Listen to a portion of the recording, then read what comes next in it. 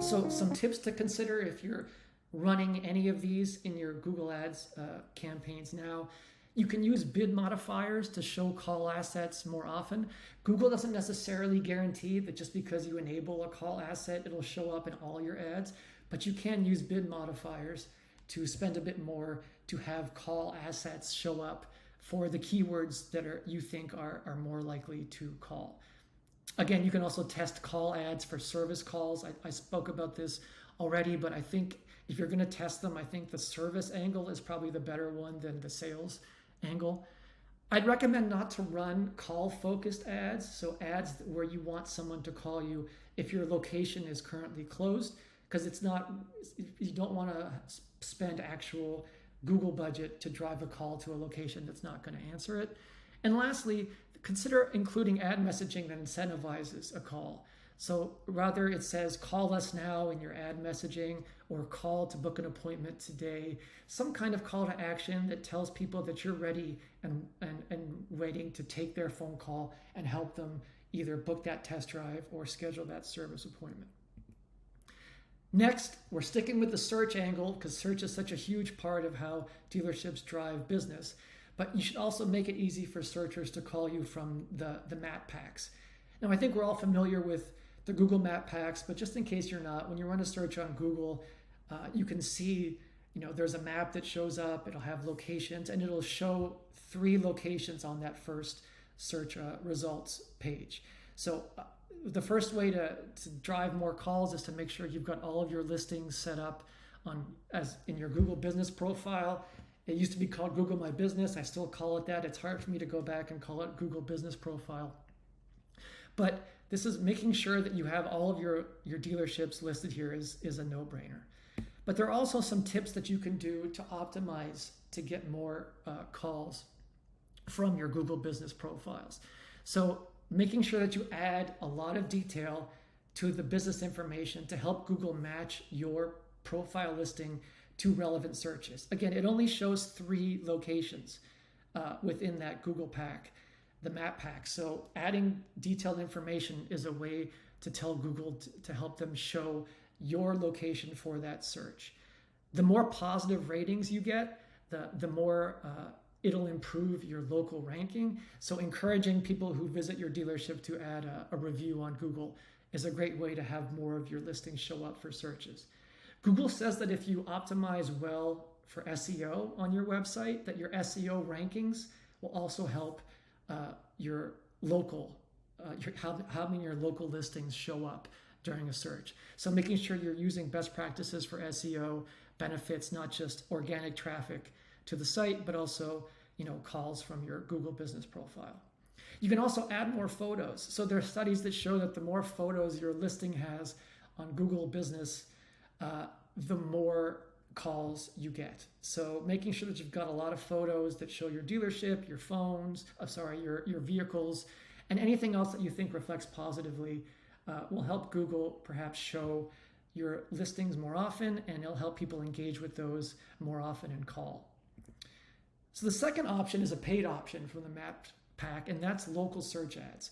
If you find that either you're getting a great, really quality calls from Google business profiles, or if there are certain locations that are not, where you're finding that your location, say in downtown Cincinnati, there's a lot of dealerships in that area, it's highly competitive, you're not seeing the call traffic to those locations as you are other locations that you have, you can invest in local search ads. And this way, you can see here an example. A local search ad is 1 per map pack, and it shows up at the very top. So it's a great way to conquest competitors, or just to make sure that your listing shows up on searches for anyone near your area, is to spend money to have those ads show up.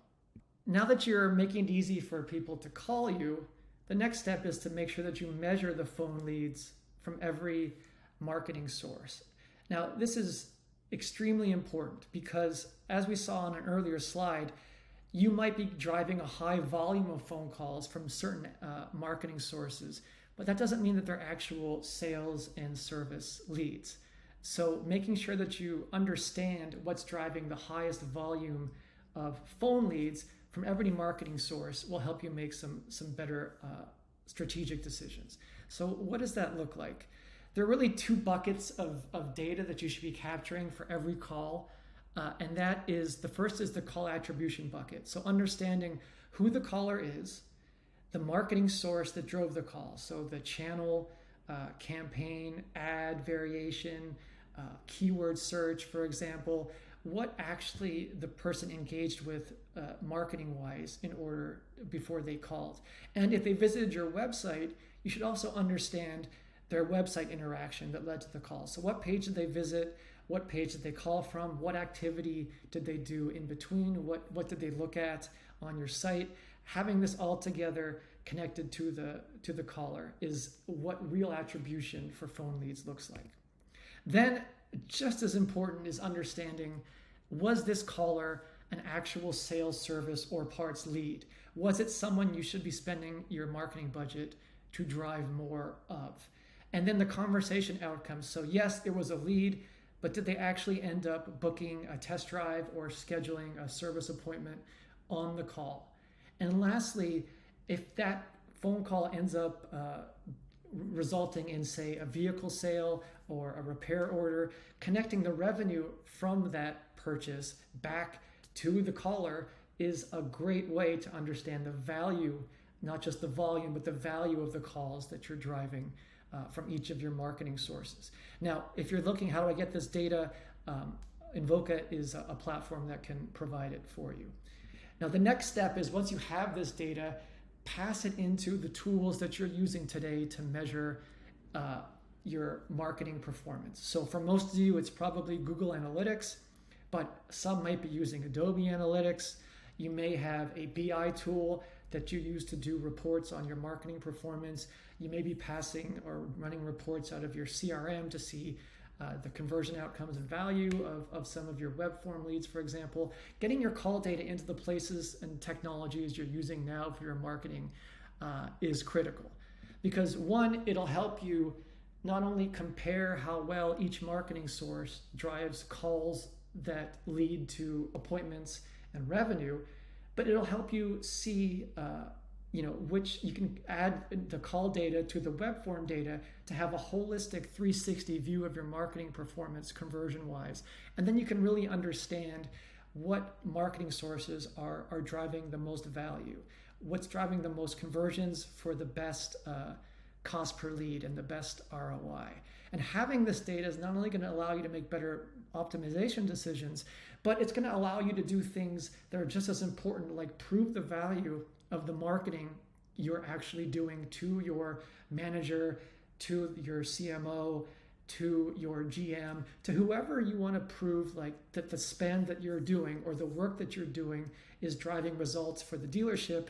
Having the calls and the web forms together is the best way for you to do this. And you can defend your spend. So if you're getting more scrutiny for what results are you getting from your Google ad spend or your Facebook ad spend, or the search SEO optimizations you're doing, what results are you getting? This is how you can actually prove that result, defend your spend, defend the work you're doing, and show off and become a star at your dealership. Now, once you know what's driving the highest volume and value of phone leads, you can then increase those leads from your marketing without actually increasing your ad spend. So this is the idea of being more efficient with how you're spending your budget in order to drive a higher percentage of quality phone leads to your dealerships. So first, optimize on what's really working. So once you see and benchmark the quality and volume and value of the phone leads from each of your sources, you can then start shifting ad spend away from certain campaigns and towards ones that are driving a higher percentage of quality phone leads. If you're running A/B tests on your ads or on emails or direct mail or on your website, for example, understanding how those variations are driving phone leads and the value of those phone leads can help you pick the winner, pick the best variation to standardize on, and that will help you drive more value and drive more phone leads as well to your dealership. Number two, eliminate spend or reduce spend on what isn't really working for you. So reduce or cut spend on the campaigns, ads, keywords that aren't driving phone leads at all, or pull the plug on ones that are driving a high volume of phone calls, but those calls aren't actually leads. They're not converting. They don't have sales intent or service intent. You don't want to be spending budget to drive a lot of phone calls that are not the right audience or the right callers to your dealerships. And lastly, you can use the call data you're capturing to make better strategic decisions. So I picked two examples here, but they're pretty common ones when we speak to dealerships. So you'll be able to actually get answers now to these very difficult questions. So the first one is, should you actually bid on your brand in Google Ads? So most dealerships do, but there's a big question about, is that a waste of your spend? Should you instead let people who search for your dealership name go ahead and convert via Google My Business or via SEO, a non-paid conversion, versus spending budget to drive, spending your ad budget on branded keywords that might be converting through organic channels? This will help you get the data to help make those decisions. And the last one is understanding if your sales ads are driving service calls. Now, I recently spoke with a large dealership group, and the head of marketing was saying that, at the end of the month, some of their sales departments would come to blame marketing for the fact that they weren't hitting their numbers. And they would say, marketing is spending a lot of money on sales campaigns, but those sales campaigns aren't driving sales calls. They're driving service calls. And that it's marketing's fault that we're not hitting our numbers. So you can go and actually look at the data to understand, do they have a point? And do you need to make changes? Or are you actually driving a high volume of sales calls from those sales ads? And the problem is not with your marketing, it's with how they are handling those calls. If you're doing Google ad spend, many of you are probably using smart bidding. If you're not familiar with smart bidding, it's Google's way of automatically making optimization decisions on your behalf based on goals that you tell Google. So do you want to drive more conversions? Do you want to drive more valuable conversions? Do you want to increase your return on ad spend from your Google ads? Whatever your goals are, it'll take those goals and take all the data that it's capturing and make decisions and optimizations on the fly on your behalf. Now, if you're doing Google Ads smart bidding, the more accurate the data, the more complete the data you're giving Google to optimize on, the better the results will be. So if you're not passing phone lead data now into Google to optimize on, or into Search Ads 360 or Marin or Kenshu, now called Sky, whatever you're using to actually do bid optimizations, you got to have that phone lead data in there, and not just the phone calls happen, but the value of each of those calls. Because as you can see in the examples on my screen here, calls can have very different values. So here you see caller 1, they're a sales lead that actually converted on the call. They booked an appointment. That value of that is very different than a caller who is a service lead but didn't book a conversion, versus a caller who is just calling to check on the status of their repair order and they're not a lead at all. All of those three things have different values. Google should not be treating those as equal in your optimizations. Or worse yet, they should not have access to that data. So make sure you have phone lead value information at the keyword level passed into Google Ads, so we can really do the right optimizations from smart bidding on your behalf. Next, I know a lot of you are running retargeting campaigns. So using the insights and information from what happens on the phone calls that you're driving can help you make better retargeting decisions for that audience to drive better value.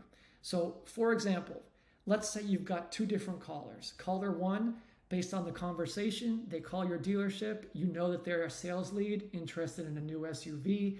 They didn't convert on the call, so they didn't actually book a test drive, but they are a qualified lead in the market to buy an SUV. Take the right action for them. Pass that data into Google Ads or into Facebook or Microsoft Advertising if you're doing that, and retarget them. Add them to your retargeting campaign so they can see ads for SUVs on when they go to Facebook, or when they do another search for a dealership or for an SUV, make sure that you treat that audience as the engaged in-market lead that they are, and maybe spend more to target them on Google Ads, or expand your keyword set to make sure that any search that they do related to auto, your ads show up and not a competitor's ad, because you know that they're in the market. Now, caller 2, their intent based on what they were saying on the call is they're a service lead and they were interested in brake repair, for example. And they went ahead and booked an appointment with your dealership to get that brake repair done. Now, you might not want to spend any advertising on them at this point. They've already converted on the call. Let's suppress them so that they don't see ads from you on Facebook. If they run another search on Google Ads, let's make sure your ads don't show up, because they're probably just going to call to ask a question about their appointment or about the status of their repair. Let's not spend money for that call. Let's have them convert organically. The last strategy for driving more phone leads is to use insights from the conversations that your BDCs and dealerships are having on the phone to improve your messaging and also reduce unwanted calls. So there's so much insights you can learn from when someone calls your dealership. You can understand what questions they're asking about vehicles. You can understand what they say about competitors. You can understand what barriers they have in order to book an appointment. What information do they need? You know, what do they like? What do they not like? All this information is valuable for you to leverage in your ad messaging or in your website messaging in order to drive more conversions. So you can see the tips on the right. In order to increase conversions, look at your call recordings and see like what information do callers need before booking a test drive or a service appointment. And you can add that information prominently in your email campaigns, in your ad messaging, on your landing pages and on your website, so when someone sees that, they're going to be more likely to convert and call. Now, there are certain phone calls that you would love to probably reduce. You're probably getting calls about, someone already booked an appointment and they're calling to ask where you're located or what your service hours are, or do you have Wi-Fi in your waiting room? If you know what calls, the reasons why people are calling for non-lead calls, you can add that messaging to your website again, or do an email campaign to people who already booked service appointments. Make decisions that will get that information to those people so they don't have to call your dealership and tie up your agents and your departments on calls that are better off handled via messaging on your website.